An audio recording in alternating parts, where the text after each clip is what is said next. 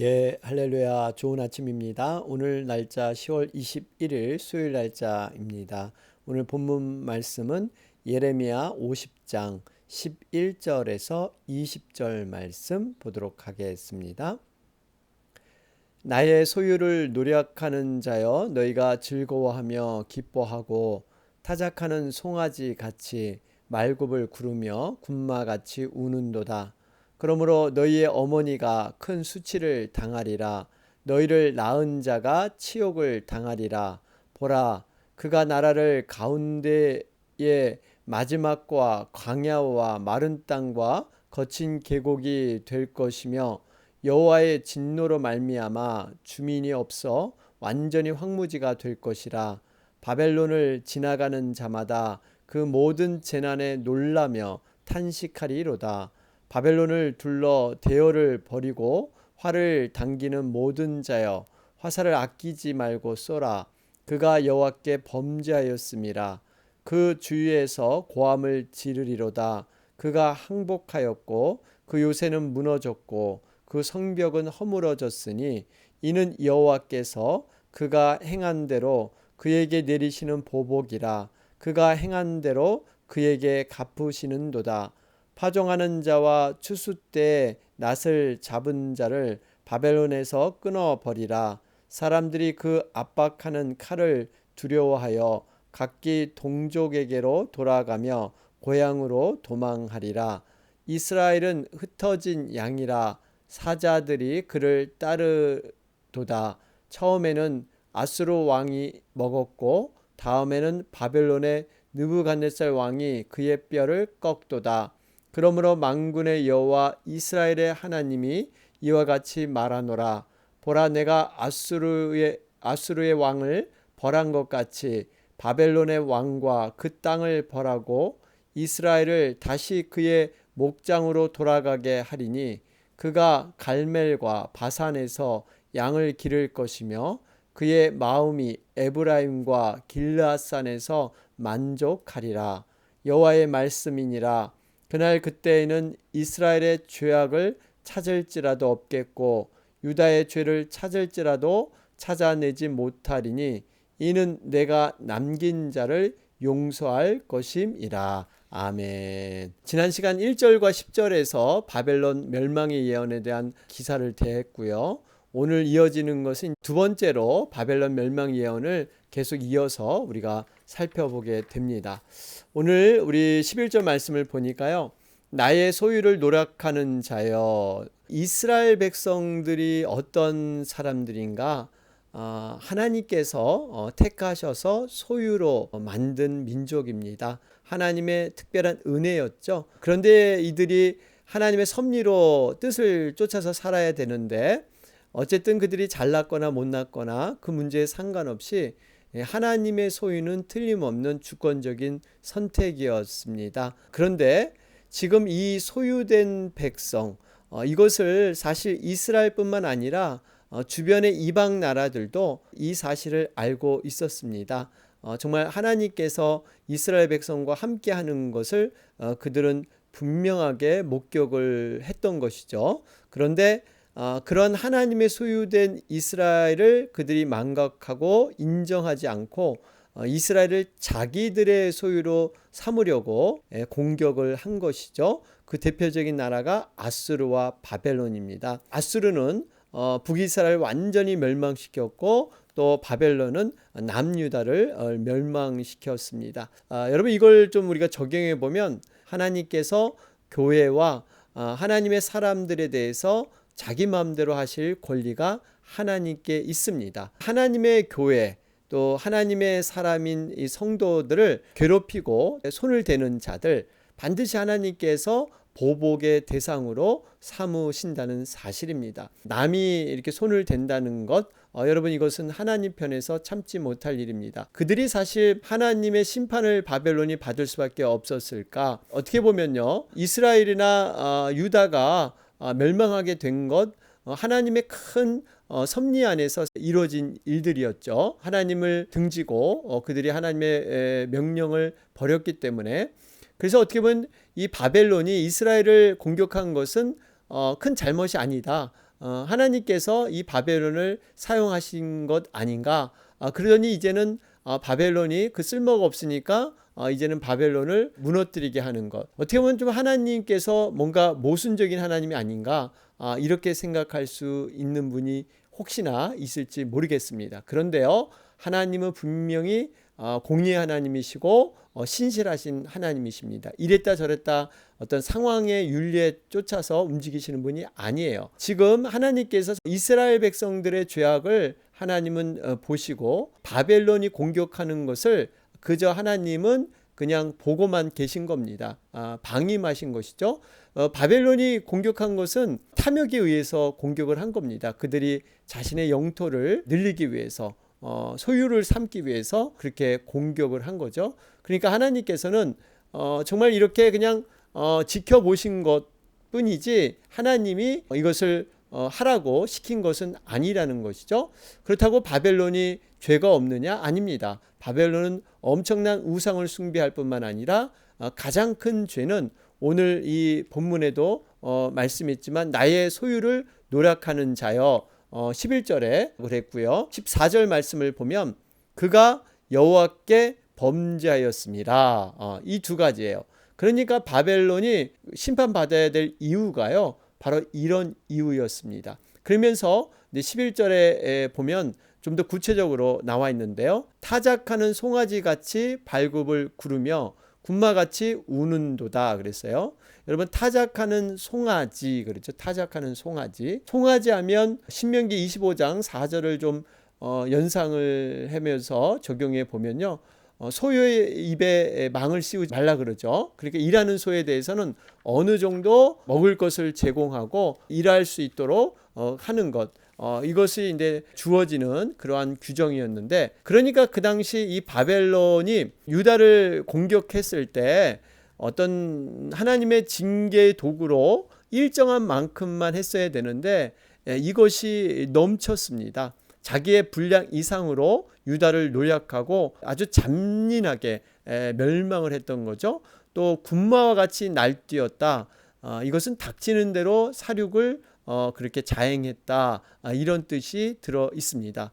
이런 면에서 볼 때 하나님께서 허용한 그러한 선을 넘어서 그들이 더욱더 탐욕으로, 악행으로 저질렀던 교만이 있었습니다. 사실 이거는 교만에서 비롯된 것이죠. 우리가 이 사실을 좀 적용해 보면서 하나님의 일을 감당할 때, 여러분, 하나님의 일을 감당하는 것은 축복입니다. 그리고 하나님께서는 하나님의 일을 감당할 때 하나님을 감당할 수 있는 힘과 능력도 허락해 주십니다. 그런데 문제는 이것이 나에게 온 것처럼, 내가 한 공로나 내 힘으로 한 것처럼 하면 교만해진다는 사실입니다. 하나님께서는 우리가 어떠한 일을 감당해서 완성하는 것도 중요하지만 어떠한 태도로 그것을 감당하느냐, 이것을 굉장히 중요시 여기십니다. 우리가 정말 하나님의 사역을 감당할 때 어찌하든지 겸손하게, 정말 종의 태도로 내가 감히 감당할 수 없지만 나에게 이런 기회를 주신 것, 여러분, 그것이 복이지 않습니까? 겸손하게 감당해야 될 줄로 믿습니다. 그러면서 12절 말씀을 보면 너희의 어머니가 큰 수치를 당하리라. 너희를 낳은 자가 치욕을 당하리라. 어머니, 너희를 낳은 자, 다 바벨론을 얘기하고 있고요. 여인이 이렇게 수치를 당한다. 어떤 강포한 남자에게 어떤 능욕을 당하는, 정말 아주 처참한 이러한 상태가 그들의 멸망의 상태입니다. 13절이죠. 13절 후반절에 보면 어느 정도 이것이 멸망이 확실했냐 하면요, 바벨론을 지나가는 자마다 그 모든 재난에 놀라며 탄식하리로다. 그러니까 지나가는 사람마다 어떻게 바벨론이 이렇게 처참하게 무너질 수 있어? 이건 도저히 이해가 안 가는 것이다 할 정도로 아주 처참하게 무너진다는 사실입니다.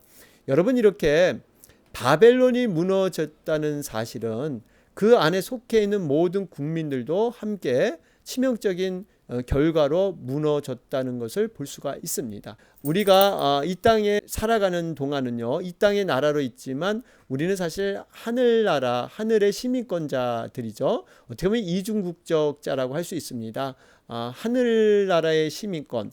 그럼에도 불구하고 이 땅에 살아가는 나라, 국가를 위해서 우리가 간절히 기도하는 것이 필요합니다. 왜냐하면 이 땅에 속해 있는 나라가 어떻게 되느냐에 따라서 우리의 모든 삶과 믿음의 환경과 특별히 우리 자녀들이 살아갈 이 땅의 세상이 온전하거나 아니면 타락한 세상이냐, 이것이 판가름되기 때문입니다. 이런 의미에서 우리가 살고 있는 이 미국을 위해서 여러분 간절히 기도해야 될 줄로 믿습니다. 특별히 11월 3일 대선을 앞두고 있죠. 하나님을 두려워하고 경외하는 사람, 하나님의 사람이 뽑혔으면 좋겠습니다. 미국이란 나라, 신앙 위에서 세워진 나라입니다. 이 세상에 정말 많은 영향력을 끼치는 이러한 미국이 하나님의 그 신앙으로 회복됐을 때 많은 민족에게 선한 영향력을 끼치게 될 줄로 믿습니다. 여러분, 이를 위해서 정말 간절히 우리가 기도하면서 하나님의 주권 안에서 대통령이 뽑힐 수 있도록 기도해 주시기 바랍니다. 우리 14절 우리 보시면 바벨론을 둘러 대열을 벌이고 활을 당기는 모든 자여 화살을 아끼지 말고 쏘라. 여기서 바벨론을 둘러 대열을 벌이고, 이것은 메데 바사의 연합군을 얘기하고 있습니다. 앞에서 말씀드렸지만 메데 바사 연합군은요, 활을 잘 쏘는 그러한 군사들이라 그랬죠. 이 아끼지 말라. 왜 화살을 아끼지 말라고 했을까요? 그만큼 바벨론의 심판이 아주 강렬하고 무섭게 이렇게 쏟아진다는 사실입니다. 그러니까 하나님께서 심판에 대한 강한 의지를 지금 말씀하고 있는 것입니다. 그런 가운데 이유가 분명히 기록되어 있죠. 그가 여호와께 범죄였습니다. 그러니까 바벨론이 멸망당하는 것은요, 이제는 다 하나님께서 용도를 쓰시고 이제는 쓸모가 없으니까 멸망시키는 것이 아니라 하나님 앞에 그들이 죄악된 삶을 살았기 때문에 잠시 바벨론의 멸망을 하나님이 뒤로 미루신 것 뿐이지, 바벨론이 잘나서 하나님이 보시기에 좋아서 놔둔 것이 아니라는 것입니다. 바벨론이 메데바사에 의해서 무너졌을 때 어떤 공격을 받고 그들이 무너진 것이 아니라고 합니다. 성이 포위되자 스스로 성문을 열고 항복하였던 이러한 사람들이 바로 바벨론 사람이었습니다. 정말 이렇게 어처구니 없이 그들이 항복하고 말았던 것이죠. 그렇습니다. 여러분, 바벨론에 대한 여러 열강들의 무자비한 조치는요, 그들의 보복인 동시에 선민들에 대한 저지른 바벨론의 강포한 그러한 악행에 대한 하나님의 처사이기도 했습니다. 왜냐하면 여러분 한번 생각해 보세요. 바벨론이 얼마나 잔인하게 유다 민족들을 학살했는지 모릅니다. 눈에 보이는 대로 학살을 했었죠. 심지어 왕까지도 죽여버리는, 보통 왕은 유배를 보낸다든지 집에 가두어서 가택연금을 시키는 것이 보통인데, 여러분 시드기야 왕, 마지막 왕이잖아요. 자기 눈으로 자기 신하들과 왕자들이 죽는 것을 다 보게 하고, 또 스스로 자기 눈까지도 뽑혀서 쇠사슬에 매어서 짐승처럼 바벨론 땅으로 끌려갔던 그런 왕의 모습. 왕까지도 이런 처사를 당했는데 하물며 일반 백성들은 어떻겠습니까? 여러분, 이러한 참 악랄한 그들의 악을 볼 때 하나님께서 모든 것을 이렇게 보응하시는 심판을 보여주고 계십니다. 우리는 분명히 기억해야 합니다. 사람이 무엇을 행하든지 하나님은 모든 것을 알고 계시고 그 행한 대로 보응하신다는 사실입니다. 그렇기 때문에 악한 자들, 불의한 자들에 대해서 은밀하게 그들이 악을 저지르더라도 하나님께서는 반드시 그 모든 행위대로 여러분 심판하게 될 줄로 믿습니다. 자, 그런 가운데 여러분 이 17절 말씀을 보시면 제가 지금 방금 설명한 것이 15절에 나오죠. 그 주위에서 고함을 지르리로다. 그가 항복하였고 그 요새는 무너졌고 그 성벽은 허물어졌으니, 여러분 이렇게 스스로 그들이 공격하기도 전에 항복하고 손들고 나왔다는 거예요. 이것이 여러분 정말 하나님의 그 섭리 안에서 모든 것이 그 예언의 말씀대로 진행됨을 보여주고 있습니다. 자, 그러면서 우리 17절 말씀을 보면 이스라엘은 흩어진 양이라 사자들이 그를 따르리로다 그랬죠. 여기 보면은 흩어진 양이다. 처음에는 아수르 왕이 먹었고 다음에는 바벨론의 느부갓네살 왕이 그의 뼈를 꺾었도다. 처음 여러분 이스라엘이 먼저 아수르 BC 722년에 무너지게 되었죠. 그런 다음에 바로 BC 586년 바벨론 왕 느부갓네살 왕에 의해서 유다가 멸망을 당하게 되었습니다. 참으로 이스라엘은 이 맹수가 양을 공격하여 그 살점을 뜯고 남겨진 뼈조각까지 부서지는 이러한 아픔을 겪었습니다. 미래가 아무런 소망이 없는 그런 불투명해 보이는 상황, 이렇게 방황하는 이러한 상황들, 어떻게 보면 이것이 정말 하나님을 떠난 그런 인간의 삶의 모습이다 하는 것을 살펴보았습니다. 자, 이런 가운데 하나님께서 놀라운 위로와 소망을 허락해 주시죠. 18절에 보면 그러므로 만군의 여호와 이스라엘의 하나님이 이와 같이 말하노라. 보라, 내가 아수르의 왕을 벌한 것 같이 바벨론 왕과 그 땅을 벌하고, 그렇죠? 분명히 하나님이 심판하시고 19절에 이스라엘을 다시 그의 목장으로 돌아가게 하리니, 여러분 회복을 약속하고 있습니다. 그러면서 여러분 이 양들을 친히 치시는 분은 바로 목자를 세우는데 그가 역사적으로는 바사왕 고레스였죠.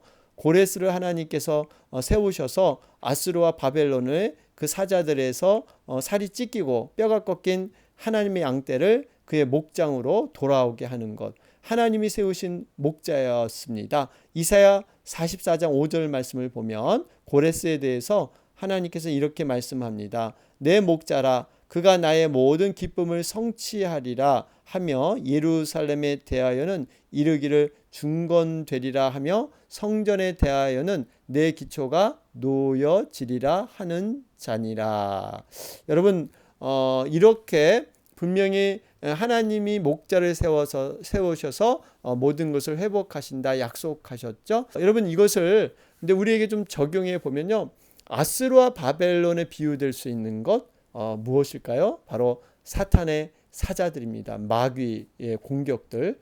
여러분 이 마귀 사단의 공격을 받아서 아무런 소망이 없는 상태, 이렇게 사자의 입에 찢기고 뼈가 꺾인 이 영혼들의 모습, 비참한 인생이죠. 미래가 없어 보입니다. 그런데 여기에 한 목자를 하나님이 세워주십니다. 그가 바로 예수 그리스도세요. 예수 그리스도가 정말 흩어진 그 하나님의 양떼를 또 사탄의 그 압제에서 해방시켜 주어서 푸른 초장, 쉴만한 물가로 우리를 인도하시는 줄로 믿습니다. 여러분 예수님께서 이 땅에 오신 이유가 왜 오셨다 그랬습니까? 요한복음 10장 10절에 나와 있죠.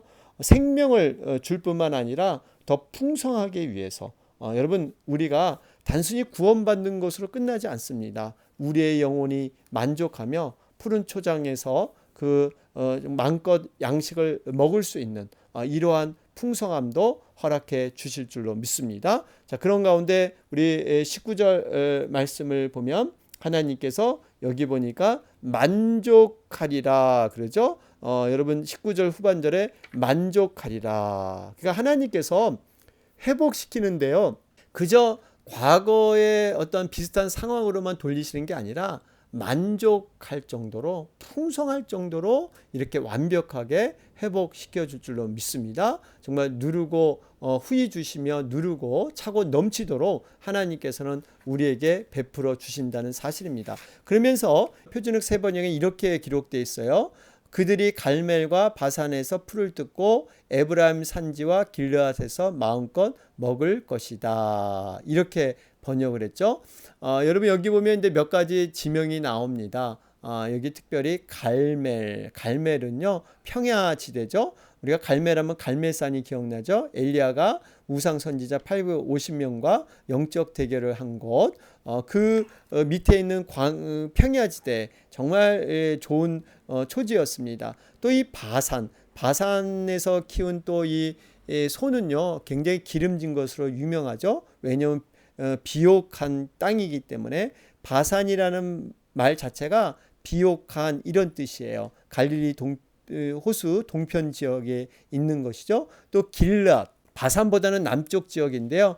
이곳은 사실 땅이 너무나 좋으니까 이 르우벤과 갓지파 므낫세, 갓과 므낫세 반지파가 모세에게 땅을 요구했던 곳이 바로 이 길앗 부근입니다. 에브라임도 역시 좋은 목초지죠. 그러니까 갈멜, 바산, 길앗, 에브라임, 이것은 아주 굉장히 좋은 땅, 먹을 것이 풍성한 초지를 의미하고 있습니다. 이곳에서 만족하리라. 여러분, 하나님께서는 우리를 인도하실 때 구원으로 끝나는 것이 아니라 영육 간에 이렇게 만족하는 정말 이러한 축복을 우리에게 허락할 줄로 믿습니다. 하나님은 선한 목자가 되십니다. 여러분, 우리가 그걸 믿어야 돼요. 하나님은 분명히 선하신 분이에요. 때로는 우리의 생각대로 무엇이 되어지지 않더라도 하나님은 선하시다. 분명히 여러분, 이 선하심을 우리가 인정할 때 또 그 선한 과정으로 하나님은 역사하셔서 놀랍게 하나님의 그 때에 모든 것을 완성할 줄로 믿습니다. 자, 그런 가운데 결론적인 20절 말씀입니다. 20절을 보니까 여호와의 말씀이니라 그날 그때에 이스라엘의 죄악을 찾을지라도 없겠고 유대의 죄를 찾을지라도 찾아내지 못하리니 이는 내가 남긴 자를 용서할 것임이라. 여기서요, 내가 남긴 자라는 것을 잘 해석해야 됩니다. 남기다는 것은요, 살아남도록 만들다, 그런 뜻이 있어요. 그러니까 하나님께서 이렇게 남긴 자들, 그러니까 살아남도록 하나님께서 특별한 은혜로 그렇게 한 사람들을 얘기하고 있습니다. 전적인 하나님의 은혜입니다. 사실 여러분 한번 생각해 보세요. 바벨론이라는 타국 땅에서 그들이 살아갈 때 여러 가지 사람들과 접촉하면서 자신의 민족성도 잊어버릴 수 있고요. 또 이방인이라는 딱지가 늘 붙어 다니잖아요. 거기서 압제당하며 어떤 차별당하면서 여러분 여러 가지 것이 있을 수 있는데 그 속에서 이렇게 남아 있을 수 있다는 것, 그들이 동화되지 않고 민족성을 지키면서 믿음의 신앙을 유지할 수 있는 것, 여러분 특별한 하나님의 배려고 은혜인 줄로 믿습니다. 여러분, 그렇기 때문에 우리들도 사실 이렇게 남긴 자, 성경은 남긴 자의 사상이라 그랬죠. 끝까지 믿음으로 남은 자는 하나님은 정말 보상해 주시고 상급을 허락해 주십니다. 그 거르는 과정, 예수님께서도 오실 때 분명히 말씀하십니다.